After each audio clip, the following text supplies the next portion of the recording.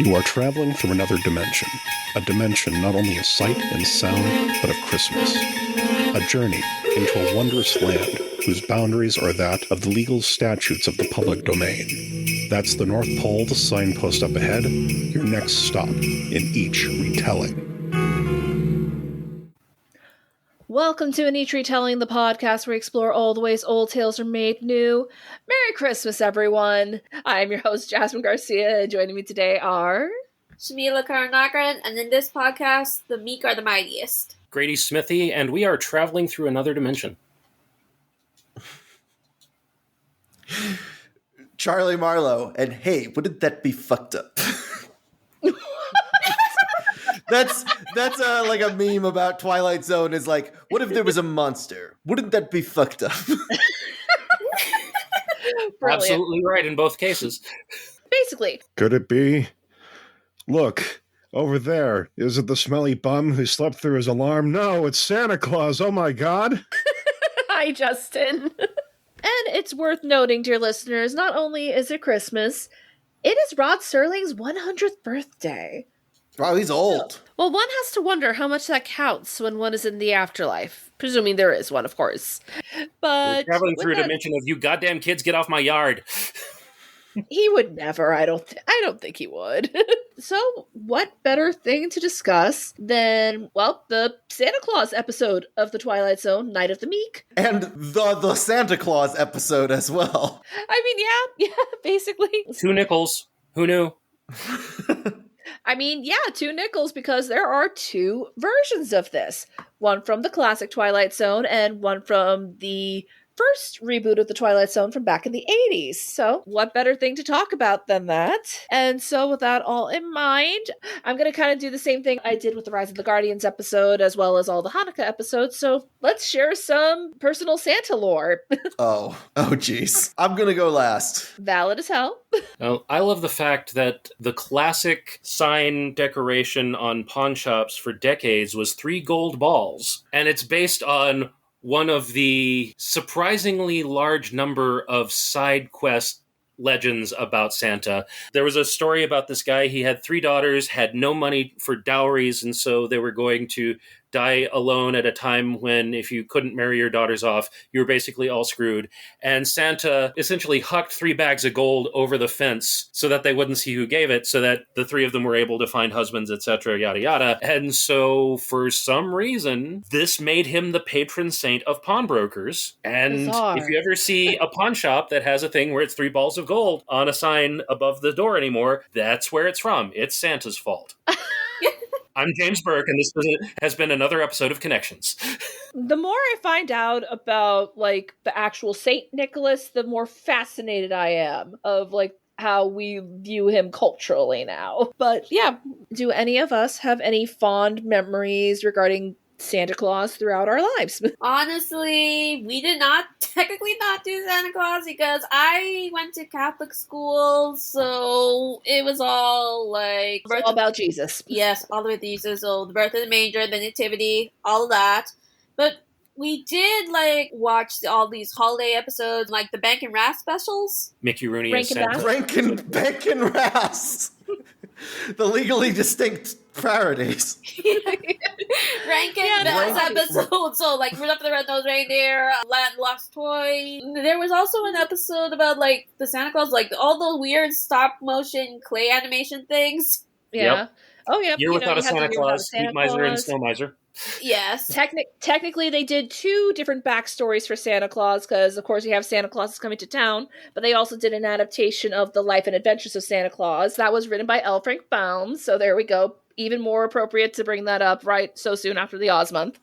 Okay, so as we just talked about on my last appearance, I was raised secularly. That was a decision my parents made. It was not a decision they had friends who had made. They didn't have any guide on how to raise children secularly. And I personally feel that teaching us about Santa was a mistake. Because as a child, my moral compass was not built on commandments or sins, but on the naughty or nice list. I mean, he is a deity.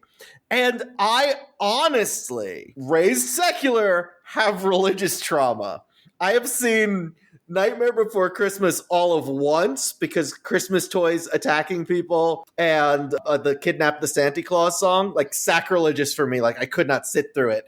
And I still get teary-eyed at stuff like this, like Night of the Meek. And the same applies to my sisters who are older than me. And this is a strange way for people in their 30s to be going about the world. I was invited to be on a stream with Michelle Knotts, the voice of Jessie in Pokemon, and I almost left when people in the chat kept making like mean Santa Claus jokes. Like literally the secular idea of Christmas was literally my only concept of religion growing up. I'm a Santafarian. I'm Gen X, so my relationship with Santa was largely watching the Rankin Bass specials every year, and then occasionally seeing something where somebody was like, what if Santa, but added edgelordy humor? Yeah, no, I can't do it. I'll leave it at that because it was the 80s edgelordy stuff. It was all in such poor taste. I bet. But the main thing that I remember were the year that I finally realized that my parents were the ones giving me the presents and not Santa, because I found my presents before they were wrapped, and then Christmas Day comes around, and I'm unwrapping stuff and thinking, this looks familiar. That seems to be a common theme here. And then a story about a couple of friends of the family who were extremely intellectual and secular and rational, 1970s, so very serious about rationality things. Their daughter one time comes home from school and says one of her little friends still believes in Santa Claus, and she's sounding so offended. And her parents, who want you to be rational but also want you to not be an asshole, are like, okay, some kids do believe in Santa, and that's okay. And some kids don't believe in Santa, and that's also okay. And she thinks for a minute and says, well, if you still believe in Santa, I feel sorry for you. And with the upbringing I had, I think I probably was, I can't tell you the age. You guys will be like, really? Okay. Hey, it's all about maintaining the sense of wonder. This is a safe space, Charlie. I don't 100% not believe in Santa. I believe, okay, wait. No, it's okay. No judgment here. There are mall Santas, as we see depicted in this episode. Absolutely. And some people are doing that for money.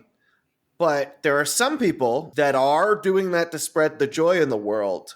Mm-hmm. And at that point, if there is an idea of Santa Claus in their head that is inspiring them to take on that mantle and bring about good cheer, what is the functional difference? You got a point there. Yeah, and exactly. That's kind of more or less the conclusion we drew in the Rise of the Guardians episode. Like, whether the literal story of Santa Claus is true, it doesn't really matter. What matters is, are you going to use this idea to help make people happy around this time of year? Because yes, the whole idea of, there are people who rightfully have issues with the idea of Christmas, but for me, it's just a time to kind of, like they said in the Community episode, it's still a good time to remember that it's good to be nice. Yeah. Mm-hmm. Like Superman, Santa's main superpower is to inspire you to be a better person. Mm-hmm. I brought up some of my own stories growing up on the Rise of the Guardians episode, but I will also add one thing that my neighborhood when I was growing up would do. They'd have the fire trucks drive by with someone dressed up as Santa, and we'd leave like reindeer chow on the lawn on Christmas Eve. It's just like oats with some glitter. My main thing is my sister has 3 kids. And every Christmas for the longest time, until it became cost prohibitive, they would come and spend Christmas with me and my parents, and big family thing. And the kids would go to bed, and then everybody would be working on putting their stockings together. And those of us that were working on that would be eating the cookies and drinking the milk that was left out. And my sister's eldest kid a few years back is talking about how the last year before she wound up being old enough to be part of the crew that was enjoying the cookies, and I looked at her dead in the eye and say, yeah, and the year before you joined us, those were the best cookies we ever had. Oh my gosh. But yeah, like I also grew up on the Rankin Bass specials. Rudolph is still my favorite. I still have a couple of Rudolph plushies because I'm just that kind of child. Nice. And I did just remember I have never dressed up as, well, in my case, Mrs. Claus, although I have dressed up in a way that made my friend Odd say, like, if someone did a prequel Hallmark movie about Mrs. Claus just having graduated college and is about to meet Santa. Have you ever seen the one about Angela Lansbury as Mrs. Claus joining the suffragette movement? I do know of it. Yeah, like, actually, funnily enough, on 6 Degrees of Star Wars. Yeah, we mentioned this in the Gaslight 6 Degrees episode. of Star Wars, the Gaslight episode, because Angela Lansbury actually executive produced it to try to help her friend feel better, because unfortunately he was dealing with complications from AIDS at the time. Oof. And working on that actually helped him get better, find something to think about. Yeah, to find something else to think about and get better. It was like, what a queen Angela Lansbury was. Anyway, what I was going to say was, while I never officially dressed up as Mrs. Claus or anything like that, I have dressed up as a Christmas elf at Give Kids the World. I don't know if you guys have heard of that. No, but they should take it. Okay, you can't possibly do worse than we did. No! That too. But no, it's actually this organization that they're based in Orlando. The whole idea, and actually was started by a Holocaust survivor. And the whole idea is to kind of create this kind of theme park experience for kids with terminal illnesses and debilitating disabilities. Basically, every week they have a Halloween and they have a Christmas. So I did dress up as a Christmas elf for them while I was volunteering at the Christmas parade. Great organization. Highly recommend looking into it, especially if you're ever in this neck of the woods. They're great organization. I won't be. And yeah. And they work with the Make-A-Wish Foundation as well. But yeah, understandable. Don't go to Florida if you can help it. No. Why would I do that? Yeah, no. You're trying to escape this shit. They work with the Make-A-Wish Foundation, so their families can stay there when they're on like their Wish Disney trip and stuff like that. Mm-hmm. Just very sweet little place. So again, you made a very good point about how if you are taking on this role to spread cheer, what is the functional difference? And because that's what my belief system is, that's why this is one of the specials I watch every year. Oh, I definitely see that. Nice. This SpongeBob Christmas Who has that same, like, it is about the joy it brings people, and there's no reason to critique that, is what that one is about. Like, if someone's happy, why is that bad? And You're Without a Santa Claus, which of course features a song called Anyone Can Be Santa. Yeah, true. And How the Grinch Stole Christmas, as I already said, which classic is also, ultimately the person who impersonates Santa for nefarious reasons winds up sort of becoming the Santa of the celebration at the end, because there's something real in there that he saw. Mm-hmm. Beautiful, honestly. He's not the Santa we deserve, but he's the Santa we need right now. Mm-hmm. And it'll carve the roast beef. Yeah. Come in, you know me better, man.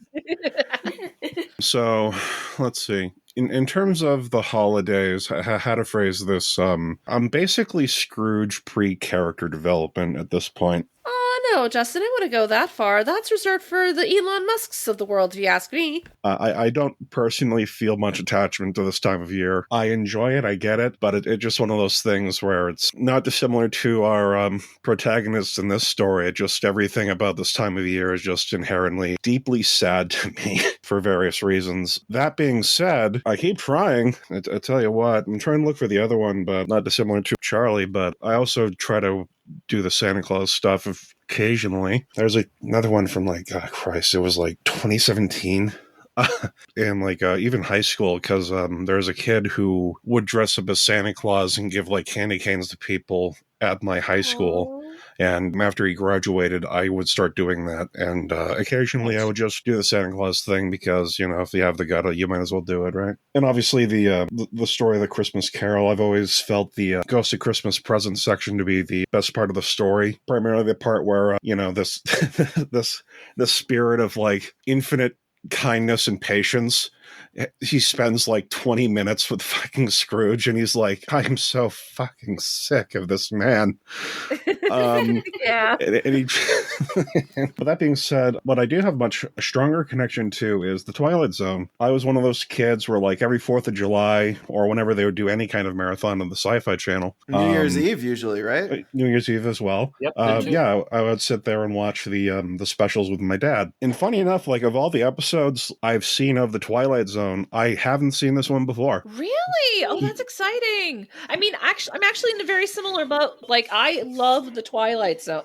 I think it's one of the best shows of all time, but I hadn't gotten around to watching either of these episodes. So this is very exciting for the both of us. So yeah, let's jump off of that. What's everyone's connection to the Twilight Zone? My local TV shows would show Twilight Zone, Outer Limits, and Night Gallery very often, and so I fell in love with everything connected to Rod Serling, and this one didn't pop up very often. It pretty much only got played during December, but the times when I would catch it were always a joy because, Jesus Christ, Art Carney is so amazing in that. Mm-hmm.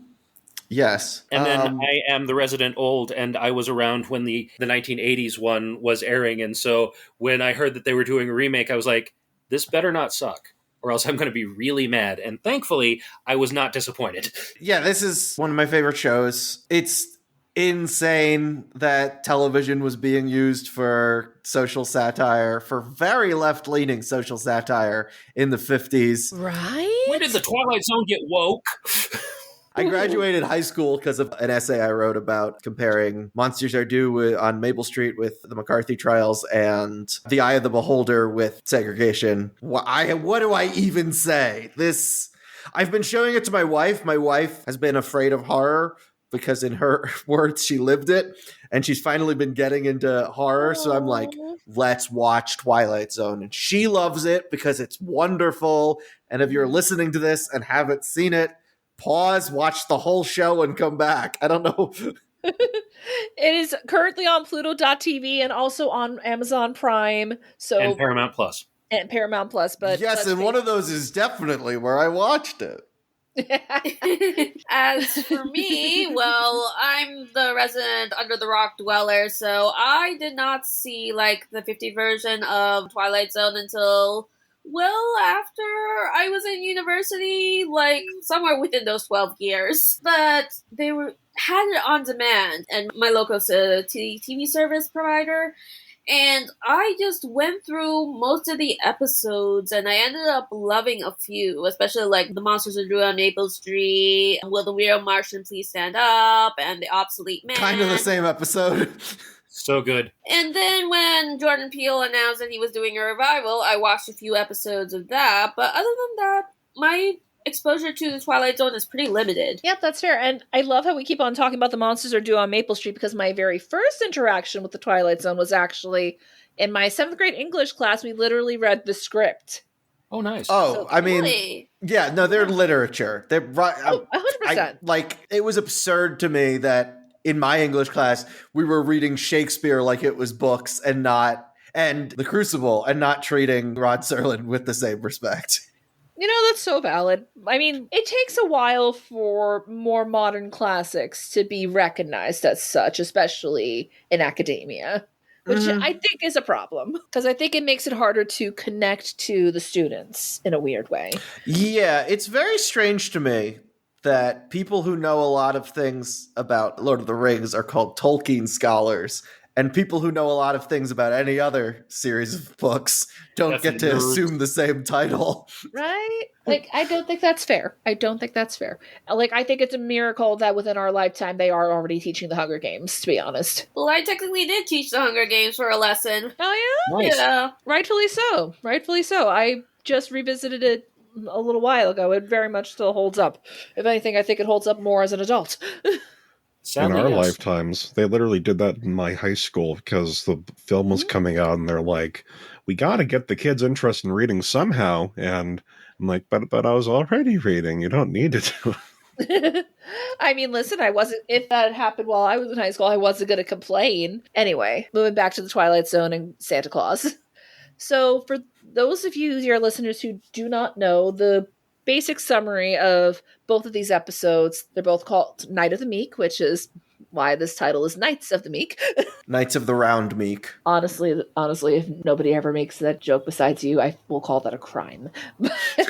Santa and Arthurian legend, let's do it. But sorry, no. I'll save those thoughts for later.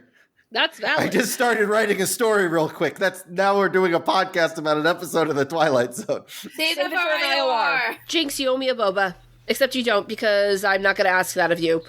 So the basic summary of this is we've got a department store Santa Claus who is very depressed and an alcoholic because he finds it really hard to get into the Christmas spirit, into any kind of spirit really, but especially the Christmas spirit, because he lives in a very poor neighborhood and he sees how much the people in his community are suffering. And he ends up stumbling upon this magic bag that basically gets people whatever they want. And it's the closest he has felt to being at all happy in a very long time, just because he gets to give people something that'll make them smile.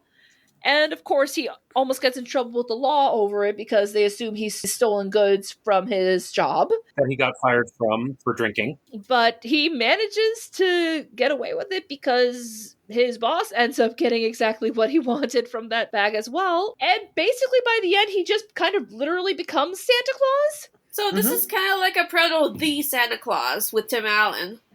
Mm-hmm. I have to imagine the Santa Claus is directly based on this. Mm-hmm. Although, or at least inspired by, yeah. At least inspired by it. But I mean, like, inspired by Twilight Zone just describes most movies. That is like, also so true. That's Toy Story, which could be considered a Christmas episode as well, right? Like the one with the five toys, that one. 5 characters and spoilers. The 5 characters. Yeah. But I did say it inspired Toy Story, yeah. I guess possibly. We'll discuss it further. But it is a rare, wholesome Twilight Zone story. Mm-hmm. Yeah, most of them are intended as cautionary tales, but occasionally Rod would decide to lean into sincerity. Yeah, and that's a lovely little change of pace for a Christmas Twilight Zone, in my opinion. Exactly. Like, and apparently, Rod Serling's initial pitch was, "I want to see Art Carney as Santa Claus." God bless him for it too. Oh, by the way, just as a quick note, the Garth Marenghi quote about "I know writers who use subtext, and they're all cowards." That is Rod Serling. Oh, this man is a genius. He ain't subtle. And yet, it went under the radar in the 50s. Like, people did not realize that their oppressive attitudes were being critiqued. They just be like, cool monsters. Yeah, maybe we need to face the fact that it's not that media literacy is dying, it's that it has been dying. It never existed. If you want a good example of how subtle Rod Serling was, an episode I've always liked from the Twilight Zone is I Am the Night, Color Me Black. I was going to mention a few that... And basically the pitch for that one, it's like the lights are going out. This man was wrongfully convicted and he's going to be executed. And as we approach his wrongful execution, the lights, like everything is getting darker and darker and darker. The sun isn't rising, just like everything is going wrong. And by the end of it, basically everyone's blind. Like it just like the world is being consumed by this unfathomable darkness because of like the hate and the suspicion and the... they specifically mentioned Dallas because this was shot not long after the Kennedy assassination. It was like, oh, and they say like that, yeah, that's infecting other parts of the world. Like it was like northern Vietnam, a section of the Berlin Wall, areas of Shanghai and Birmingham. And just to like lay it like as like the final thing was like a sickness known as hate, not a virus, not a microbe, not a germ, but a sickness nonetheless, highly contagious, deadly in its effects. Don't look for it in the Twilight Zone. Look for it in a mirror. Look for it before the light goes out altogether. Ooh. Yeah. Damn. Oh my God, chills. Also, look for it in the mirror? Damn. You know that GIF people always use of the guy writing with the pen on fire? Yeah. Also, actually, a quick note about that. It's not that he's wrongfully accused of committing the crime. It's that, there are people who are trying to find a way to justify commuting his sentence so that he won't be put to death. And in the end, he admits that he killed a notorious racist somebody who was a notorious racist for his part of the South. That's how you know what a bad person the dead guy was. And this guy was a liberal, the publisher of the local newspaper, the sort of person who is supposed to be, morally right and everything. And so you're like, well, of course he can't be guilty of the thing. And in the end, he says, yes, I did it. And I did it because I hated him every bit as much as he hated the people he hated. Wow. Yeah, such a good show. If you haven't seen the episode or if you haven't seen it in a while, I actually haven't seen that one. The fact that this episode is even more relevant today than it was when it was recorded is a fucking it's pretty fucking relevant today specifically when we're more than recording when it was shot. Probably the most relevant it's ever been these past 3 days.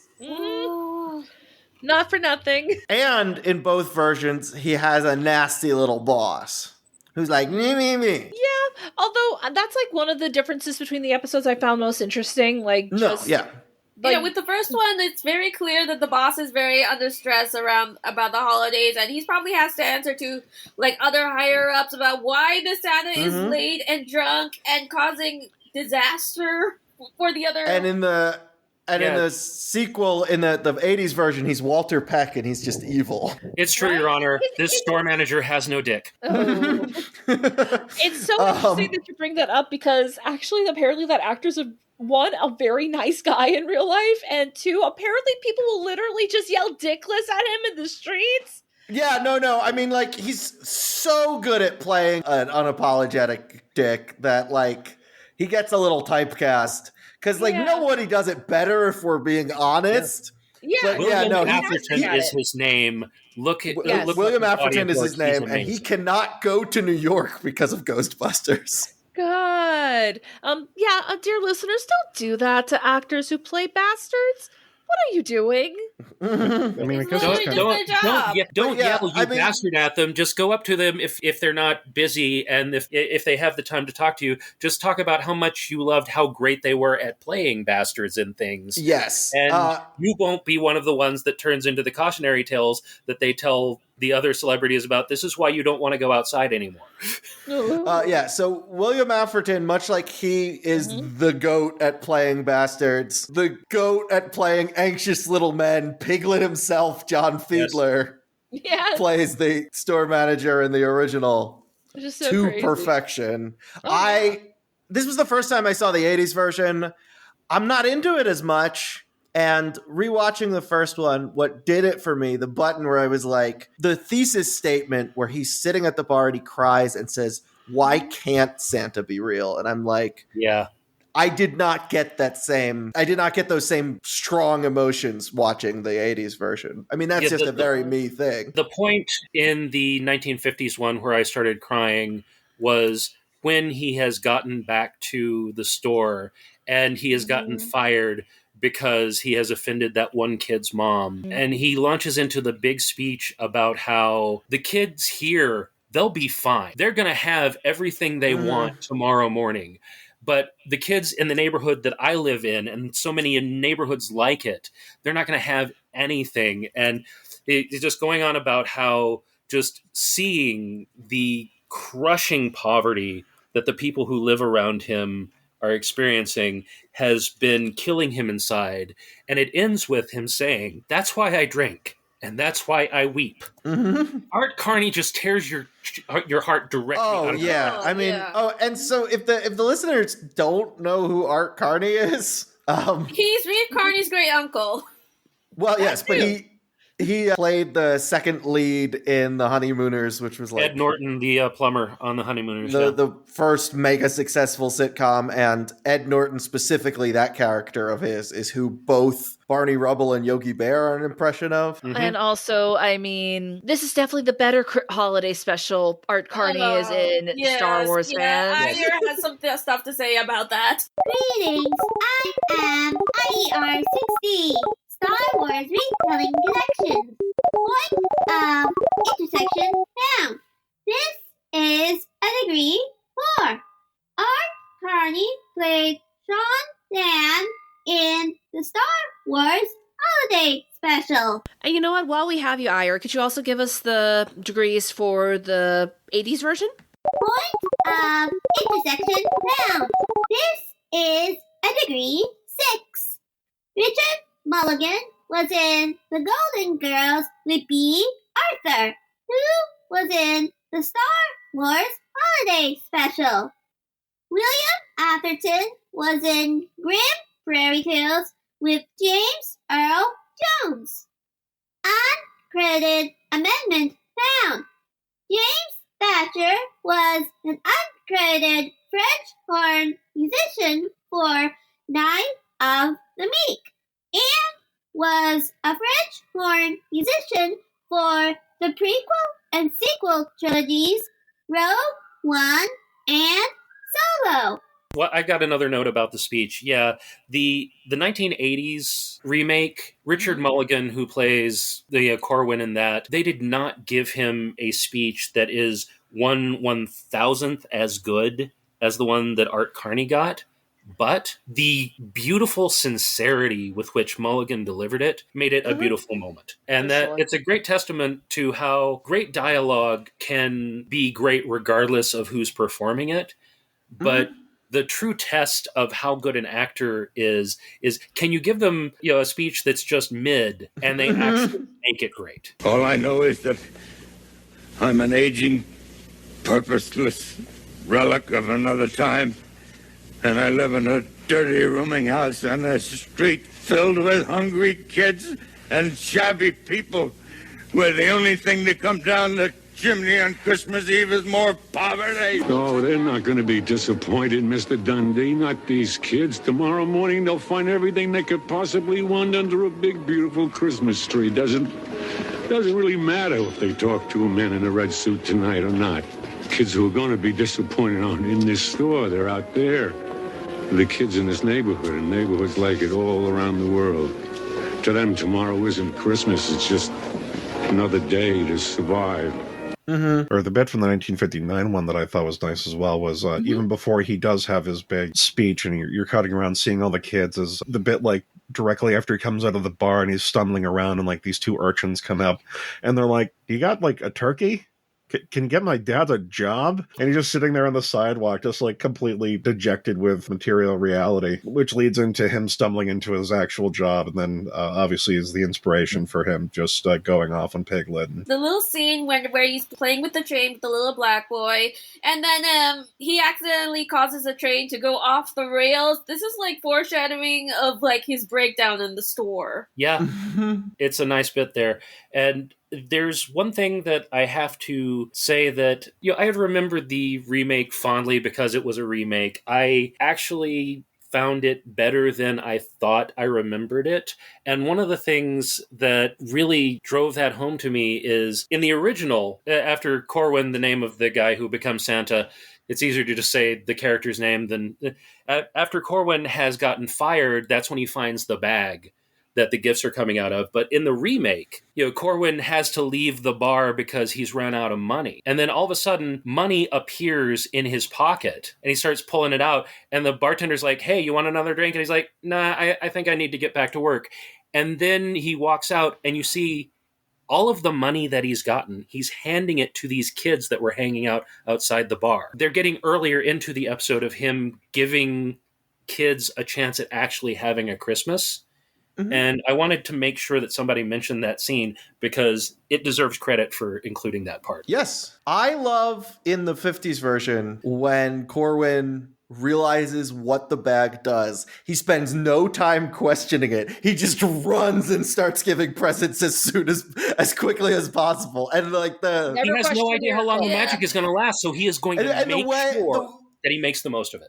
Yeah, the way Art Carney plays it of like, all right, I got to do this now. Like not a hesitation in his mind.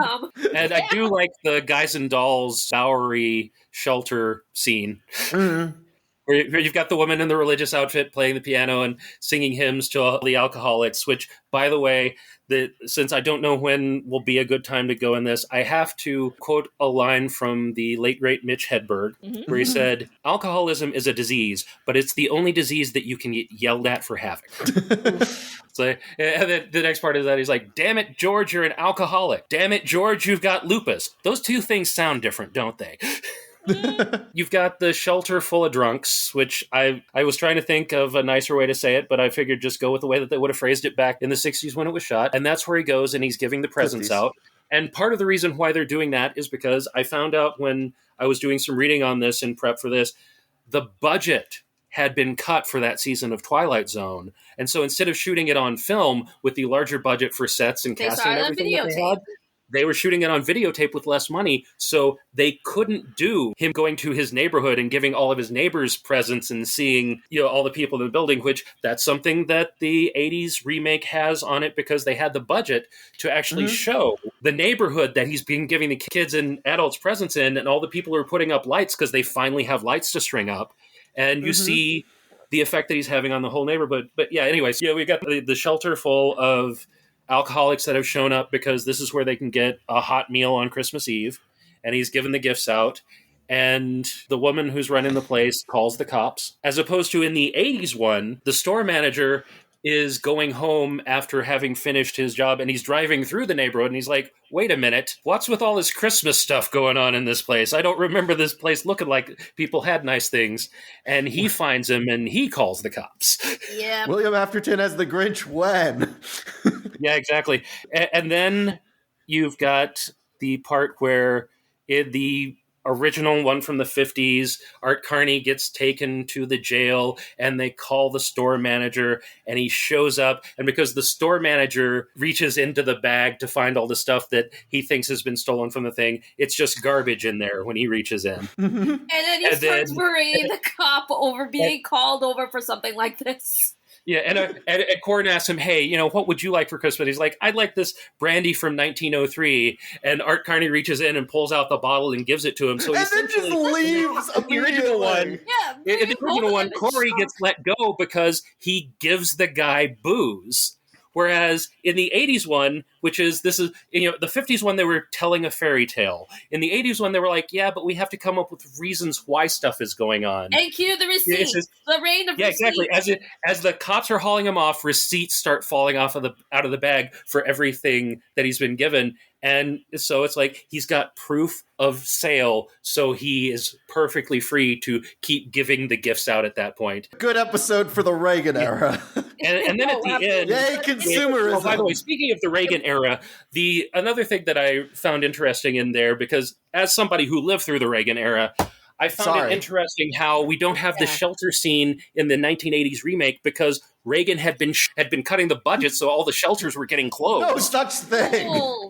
But yeah, so anyway, when the receipts fall out of the bag and Corwin has been proven to be working legit, there's a thing where an interestingly subtle bit that got set up in the beginning where the store manager had reserved this unique coat that there was only one of them in the entire store that he was going to give his wife for Christmas, and they sold it by mistake because they didn't see the note saying, don't sell this thing. The very last bit, at the very end of the thing, that's what he pulls out of the bag. Corwin walks out, sees the manager there, and he's like, why haven't you gone home? And he's like, the gift that I was supposed to be giving my wife, it's not there. And he reaches in the bag and pulls out and hands him the coat. I thought that was sweet. I actually kind of like that he and the manager actually kind of have a moment where they actually kind of bond over this. It really kind of hammers home the whole themes, like just having the spirit of Santa Claus can brighten anybody's day, even the most cold-hearted capitalist. And it's not in the script, but I think we'll all say that the manager's heart grew 3 sizes that day.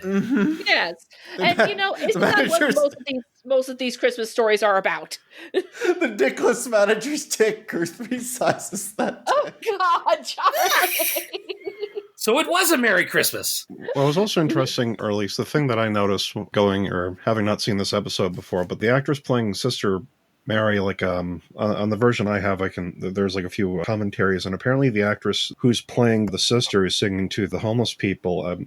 I guess they were in an episode, like one of the big TOS episodes of Star Trek. They were like the keeper from the menagerie. So it's hard to recognize them because in the menagerie they have like this gigantic head makeup. Yeah, gigantic head makeup because it's Star Trek. But it's interesting in all of these different Twilight Zone episodes, just like, the grab bag of different character actors, like the homeless person Bert. I guess they were in that episode. I kicked the can for a similar thing because they just like, who's a generic old man? Oh yeah, sure, we can get this guy. I was looking at the IMDb trivia to see if anything is interesting. What you do instead of things. Bert is the actor's name, and in the screenplay and in the credits, the old guy has not given a name. So they're like wondering if Art Carney just screwed up and called the actor by his name. Well, Santa's not going to say, hey, you.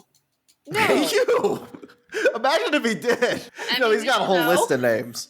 Yeah, exactly. That's his whole thing. One thing I'll say about this being one of the 6 episodes, I think, shot on tape instead of film, you'll see because they tried their best to restore it and make it look as good as possible, and you'll see like a halo around people. Like they have like this dark shadow around them when they're not directly in front of a background. I think Talking Tina was one of the other ones that was shot on tape. Looks like a soap opera.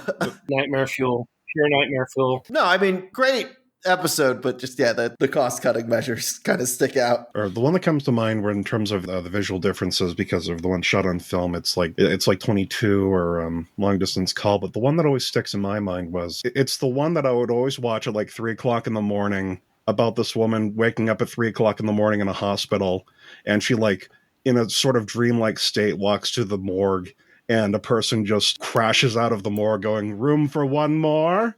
That's 22. 22. Yeah, that's 22. That's always the one that comes to mind, because when I was watching it when I was younger, just because of like the way that they were running the film or something, it was just like, that one is so dreamlike and otherworldly, just because of how like oddly smooth everyone's moving, as opposed to like how film looks. It's like it almost added to like the dreamlike quality of that episode. And obviously it ends with them arriving in a plane and they're like, hey, room for one more, and then it becomes the fucking final destination, I guess. Except she escapes. She escapes because room 22 is the morgue. And it's every time just before she wakes up from the nightmare, she's going into room 22. And right as she's about to board the plane and the stewardess says, we have room for one more, she sees the number 22 on the tail and she's like, no, fuck it, I'm out.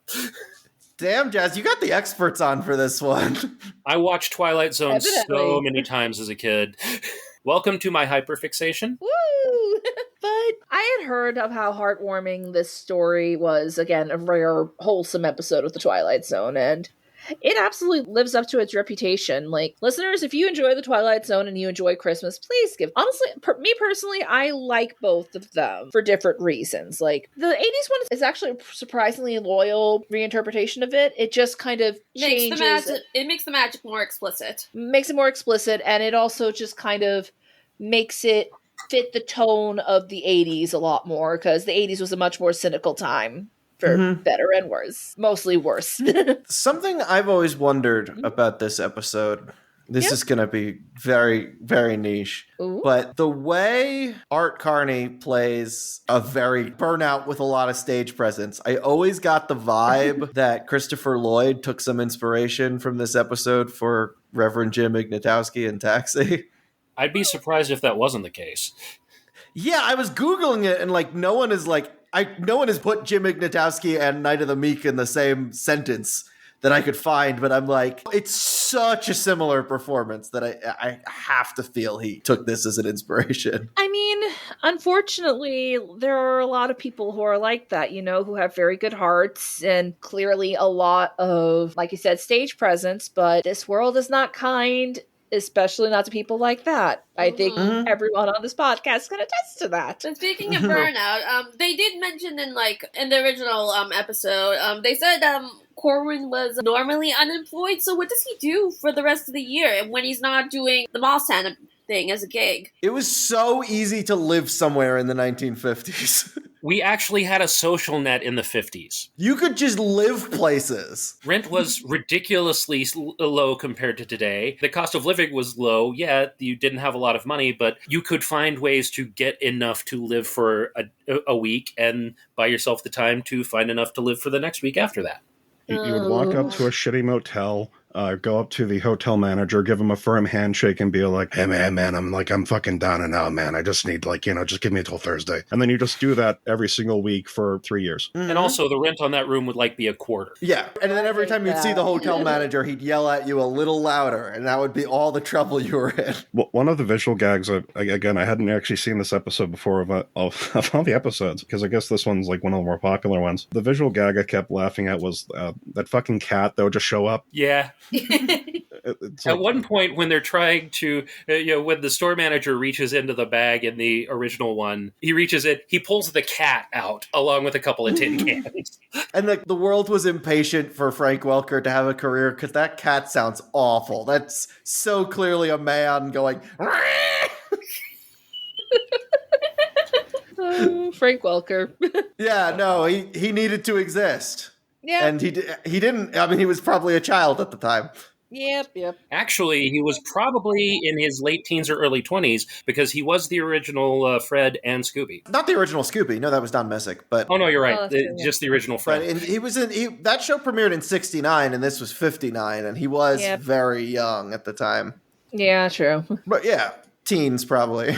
One of the main differences I noticed between the original with the newer one, the 80s one, the fact that Corwin tries to pull off his beard only to find that it's real and that his costume suddenly gets nicer, I thought that was kind of a nice change from the sleigh suddenly showing up and him poking the elf because he thought, okay, am I still drunk? I'm hallucinating this, am I? Yeah, they kind of go in two different directions in revealing, you're the new Santa, bub. But in both cases, you have the sound of the sleigh flying overhead while the department store manager looks up and smiles.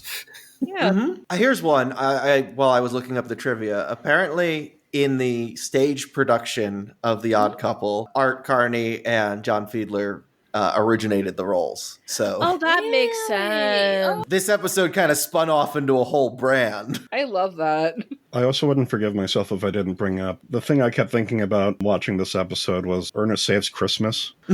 Obviously different things, but it was just one of those things where it's I'm sorry, Santa Claus now, sorry.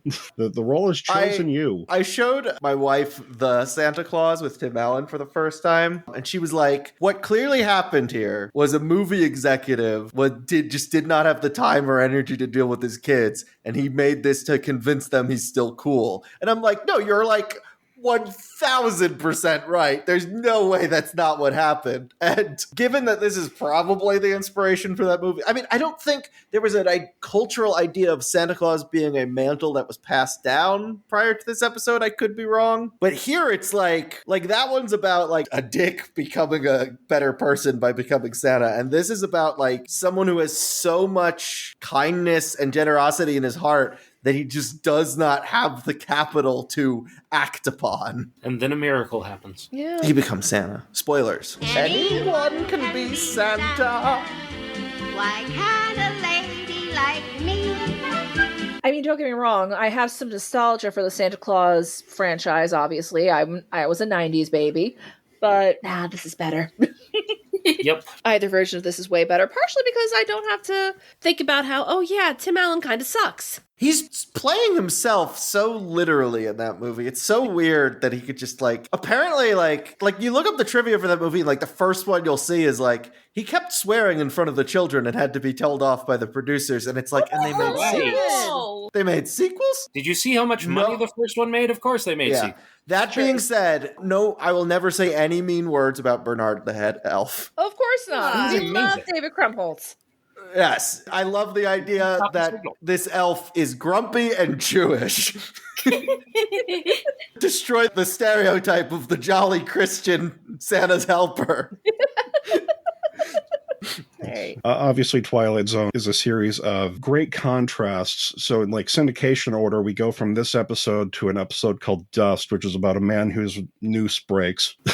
Literally in terms of advertisement, this episode ends and they're and here's scenes from next episode, and it's a guy preparing a fucking gallows. Yeah. But the episode that I always think of in terms of the Christmas episode for the Twilight Zone is the episode Changing of the Guard. So good. It's the story of a teacher who's in their 70s, and they're it's about to be Christmas break, and they're like, sending the students off, and they're like, you're dunderheads, but you're kind dunderheads, and you're going to make something of your lives, and I'm proud of you. And the headmaster calls them in, and they're like, oh, well, I'm just doing this for the holidays. I haven't checked my mail in a while. He's like, yeah, you probably need to check your mail. And it turns out that he's been basically forced out, because that's just what they did in the 50s. It's like, yeah, sorry, you're like over 65 and we just need new blood, so have fun, you're retired now. And it's him looking back over his career and like, I've taught like 3 generations of people. What have I actually contributed to them? I've given them nothing. They learn these quotes by rote memorization, and then they forget them as soon as they leave. And he's confronted by ghosts, like the spirits of the children who have died since he started teaching, confronting him, being, it's like, what I learned from your class was blank, and you taught me courage, or you taught me bravery in the face of adversity. I died on Iwo Jima, and I kept thinking of like, when a man dies, I am hurt because I am a part of humanity, and I need to uphold the better order. Or like, I died on the Arizona, and I thought of you were at my shoulder. It's set at Christmas, so that's sort of why I always think of it as that Christmas episode, because it's him. The end of the year is a period of reflection for a lot of people, because, oh, hey, it's like new beginnings, that sort of thing. So certainly check out Night of the Meek, but also, if you have the time, check out Changing of the Guard. That's always the episode I think of as the Twilight Zone Christmas special. What was like the last quote they had from that? It was like, be ashamed to die unless you have won some small victory for mankind. Honestly, to me, it almost sounds like a Christmas Carol or What's a Wonderful Life kind of vibe for this episode. And also, god damn, that's powerful. I've got one last thing I'd like to add. It's not a Twilight Zone thing, but it is a line from a song that is extremely relevant to the episodes that we were gathered to share. Emerson, Lake and Palmer's song Father Christmas ends with the words, Hallelujah, Noel, be it heaven or hell. For the Christmas we get, we deserve. That seems like a perfect jumping off point to get into why does the Twilight Zone endure, and why does the idea of Santa Claus endure. I mean, the Twilight Zone is probably a lot of people's first exposure to the existence of plot twists, and it just, because it is an anthology series, they have to come up with a completely new world every episode, and so there are so many premises in here that are just like, there's so much merit in, let's explore that world further, let's turn 5 characters in search of an exit into a series of 4 movies.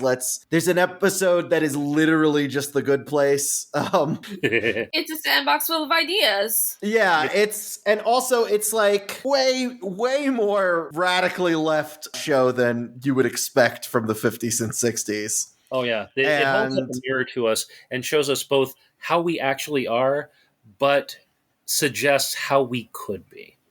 Yes, and this is one of those how we could be episodes, and I don't know, watching this show makes me want to be a better person. And similar to how I feel about Santa Claus, but I already kind of went over that, is I think, obviously it's tied with Christianity, which is not even a religion I was raised in, so I know firsthand not everyone has a connection to it, but I think the idea that the Christmas movies present of the spirit of giving, I think that's real, and I think we need to do that. The other day, I saw a guy raiding the dumpster outside for food, and I had an unopened bag of candy with peanuts in it.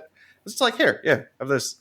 And it's good thing to do, and it feels good for both parties, and it costs so little to do acts of kindness like that. And I think beyond all of the noise, I think Christmas really does mean a little bit more, and it doesn't have to be Christmas, because it was said that Scrooge kept Christmas better than anyone, and that means it doesn't have to be tied in with a specific time of year or a specific system of beliefs. The idea of the Santa Claus story. There is actually a man in this world who has all of our addresses, has all of our wish lists, and has an infinite supply of money. So he could make Santa Claus real if he wanted to. Jeff Bezos, I'm talking about. Right. He doesn't. And that is evil. To have the opportunity to make Santa Claus real and not do so. He is the anti-Corwin. Honestly, beautiful take. 100% correct. Yeah, he has our addresses, our wish lists, and an infinite supply of money. If he wanted to just move one thing from the wish list into shipping every year for everyone with a wish list on the site, would not impact him at all. And yeah, Santa, I made a remark about, Santa and Superman are both there to inspire us, that it may have sounded flippant, but it's a legitimate point, because that's the whole point of the Santa story, is to remind you that you should be kind, not because you want to get something out of it, but because you should be kind for the sake of being kind. And it is easy, since we live in a world where it can be overwhelming and cynicism is everywhere, to forget that. At its best, things that go into the Christmas season should remind us of this. And it's something that we should do all the time, but it becomes easier to remember when there is a part of the year that is specifically dedicated to that idea, even if that idea has been wrapped up in all the commercialism. And culturally, the reason this is the time of year is because of seasonal affective disorder. Yep. Like, every society has an idea of being kinder to people during the coldest months. Because in part because back in the day, you didn't have refrigeration and long-term storage and everything. And this is the point where if you haven't prepared enough, you might actually fucking starve. And it's better for the community as a whole to make sure that you don't. The delusion you're trying to cure is called Christmas, Duncan. It's the crazy notion that the longest, coldest, darkest nights can be the warmest and brightest. Yeah, and when we all agree to support each other in that insanity, something even crazier happens. It becomes true. Works every year, like clockwork. And so bring us some figgy pudding. One last remark about Superman. In the 1978 movie, Jor-El, in one of the recordings that he made for his son, says, they could be a great people. They just need someone like you to show them the way. And that's the role that Santa Claus fills for us. I mean, considering the success of the Superman movie led to Santa Claus the movie, your connection between the two is ever appropriate, Grady. And also, this is why it makes 100% sense why in the Superman cartoon, Clark 100% still believes in Santa Claus. So that's it. You don't have to make fun of me for being 31 and still sort of believing in Santa Claus. I'm fucking Superman. I think it was a relatively recent comic, but it was literally played as a joke. But basically, they were trying to find a way to instigate a fight between Superman and Batman. And one of them, like, the impetus was Superman hearing that Batman met Santa Claus and didn't tell him. Like, he was upset. Oh, dirty pool, Bruce. Dirty pool. For me, I guess it's twofold. So Twilight Zone sort of has to endure because it is like, for that era, the pinnacle of like anthology storytelling. There are just so many ideas, just so many concepts were explored after. Like, again, like so many different films are basically adaptations of Twilight Zone episodes, just like as so many Twilight Zone episodes were inspired from other work. Like even the one I recommended, Changing of the Guard, that's basically a aping of that other story. It was like Goodbye, Mr. Call, something like that. Goodbye, Mr. Chips. Right. Goodbye, Mr. Chips. And I think this one has, at least in the way the impoverished neighborhood is portrayed, a little bit of O. Henry to it. Oh, yeah. And as for Santa Claus, right? Yeah, obviously the horror movie character, Santa Claus. Of course. Often it's nice to imagine a person who is kind. Can imagine a character like a Santa Claus enduring, because it's like, wouldn't it be nice? Wouldn't it be grand if a person like a Santa Claus could exist? Like, one of the films I was thinking of when I see the remake version was Santa Claus the movie, because again, it's like both of them are tinged by the era that they came out in, of like, rampant consumerism and fucking like just slop being created. But like, generosity is almost like a universal good. Like, all cultures at least pretend to think generosity is a good idea. Not that I'm practicing, but like one of the two of the precepts of like Buddhism is like, with deeds of loving kindness, I purify my body. With open-handed generosity, I purify my body. Like, again, it's like doing generous things, being generous to others, towards yourself, even people you hate, is an unalloyed good. Right. My mom was Buddhist, and I heard a story of like a famous Buddhist teacher who burglar came into his house and like stole pots, and then he chased after him saying, "Wait, you need the lids! You Yeah, like that's a good example. Like one of my favorite stories is Les Mis. Like, I played Valjean in the musical Universalis. And again, like one of my favorite characters in that story is the bishop, because they just personify this unquestioning, unconsidering generosity. It's, you stole all of the silverware from me. You stole like several $1,000s worth of silver. You forgot this candle. You forgot the best part. Like, why would you run away? And stops him from being arrested and probably spending another 25 years in jail. He's like, I've done this for you as like, you've never gotten a break in your life, and I've given you the break you need. You need to be a better person. You need to try. You need to pay this forward. And he does. Well, he tries, certainly. Spoilers! But yeah, I think that's a good sum up. With the Twilight Zone, I think 2 episodes really encapsulate this. It shows the worst of what humanity can be with Monsters Are Due on Maple Street. But on the flip side of the coin, you can also show what humanity could be in the best possible way, even when the straits are dire and there is no hope, like in Night of the Meek.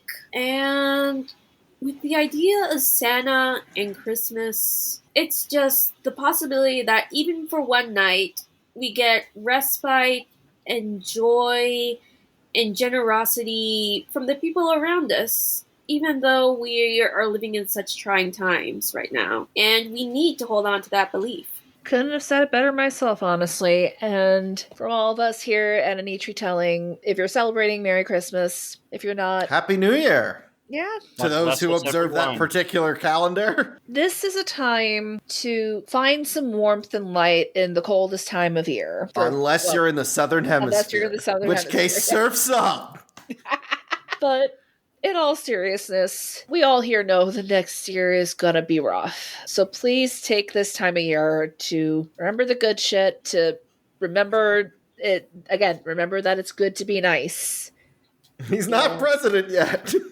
Exactly. Hold on to the people you love and reach out to those in need if you can. Anyone can be Santa. And give us some figgy pudding. Well, speaking of giving us some stuff, who has stuff to plug? I just released my biggest podcast yet. It is an episode of my podcast, Mystery Shack Look Back, a nostalgic time capsule and no spoiler book club of the Gravity Falls fandom. Just Mystery Shack Look Back's the title. The rest of that is a descriptor. We did a coverage of Book of Bill featuring Bill Cipher himself and Alex Hirsch out of character and Hana Hyperfixates. Also, we very technically have a Christmas episode of the podcast. When we covered Gulf War, it fell on the 21st of December, I think. And we decided, little people that you don't see, trying to make you have a better time. Sure, close enough. And we did everything we could to justify it as our Christmas episode. And it ends with a wonderful song by Michael William Hunter called Little Helpers, which is just about the Lilliputians and what they do for mini golf. But it's got like the jingling and it's got words like cheer and... Yeah, there you go. Close enough. Absolutely. You can find me on the online news on Tumblr. I do all the title cards and icons for both In Each Retelling and our sibling podcast, 6 Degrees of Star Wars. If you like my work and want to commission me, come hit me up. What if I hate your work? No, I'm just kidding. No, you don't have to do commission anything. her anyway. It's Christmas. Give them an engagement. Write a 17-page essay post on their blog so they get engagement. There you go. And I am Snakebit Cat on the socials, and I am also an occasional guest on 6 Degrees of Star Wars. I haven't been on it yet. My plugs for this week is the perfect plug, the plug you've been looking for and you just can't seem to find, and then you receive it one day as a gift. It was sold out at every store. Arnold Schwarzenegger was looking all over the place. As seen on TV. And for our Make the World Better call to action for this episode, there is a non-zero chance there is some kind of toy drive going on in your area, or you could even just go for one of the big ones like Toys for Tots. Let's be a little bit more like Corwin/Santa Claus this year. And as always, you can find me at Faye Riviera on basically all of the socials. And you can follow this podcast on still Twitter for the time being until that ship finally sinks, and Blue Sky at IER Podcast. Consider helping us reach the next chapter of our story by donating to our Patreon, which, for the record, given it's the holiday season, you can now gift a Patreon subscription to the nerd in your life. And we also have Ko-Fi pages, or you could hit the support the show link below. Or if, honestly, there are too many expenses with the holidays to do that, please still consider rating us on the podcatcher of your choice, leaving us a review. There are comments in the Spotify page now. Or even just giving us good word of mouth with, again, the nerds in your life. Please join us next week for our second Hanukkah episode and the last episode of 2024, where we will be discussing the Hanukkah basketball DCOM Full Court Miracle. Hope you will join us in ending our holiday festivities, and remember, stories gain power in each retelling. And from all of us to all of you, Merry Christmas, Happy Hanukkah, Happy Holidays. I wish you a hopeful Christmas. I wish you a great new year. All anguish, pain, and sadness, leave your heart and let your road be clear. They said there'd be snow at Christmas. They said there'd be peace on earth. Hallelujah, Noel, be heaven on hell. The Christmas we get we deserve.